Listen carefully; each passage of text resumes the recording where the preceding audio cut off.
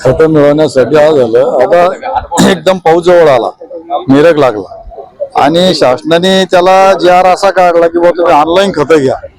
आता शेतकऱ्याकडे काय आहे, 80% शेतकरी म्हाताऱ्या वयाच्या 80 वर्षापूर्वीच्या माणसाच्या नावावर जमिनी आहे, तरुण पोर आहे, तरुण पोराकडे मोबाईल आहे. आता त्यांना ऑनलाईन कसं करता येईल त्या म्हाताऱ्या माणसाला? त्या पोराने ऑनलाईन केलं, त्या म्हाताऱ्या माणसाला थंब द्यायला आणायचं, त्याला 500 रुपयाचा रिक्षा करायचा, त्याला ते थंब मारून ते खत न्यायचं.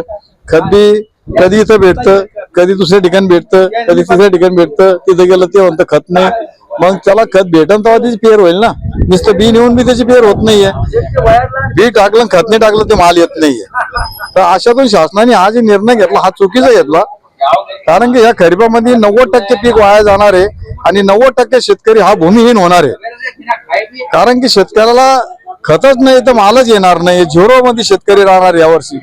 तरी शासनाने याची काळजी घ्या की शासनाने ऑनलाईन सध्या बंद करा, खरीपाचं पीक निघोस्तर पुढचं तुम्ही रब्बीला करा, पण एवढ्या खरीपाला हे 4 दिवसात 2 दिवसात आजच मोकळं करा. शासनाने याची दखल अर्जंट घ्यायला पाहिजे आणि खत बियाणं सगळं मोकळं करा. शेतकऱ्याकडे काय 2000, 5000, 1000, 4000 असतील ते बिचारे 1 बॅग 2 बॅग खताच्या बियाचे घेऊन जातील, पेरण्या करतील. आता उद्या जर मिरगाचा पाऊस पडला, काही ठिकाणी पडला काल परवा, त्यांच्या पेरण्या चालू झाल्या.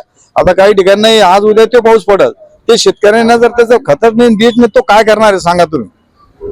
तर शासनाने याची ताबडतोब दखल घेऊन आजच्या आज मोकळं करून द्यावे.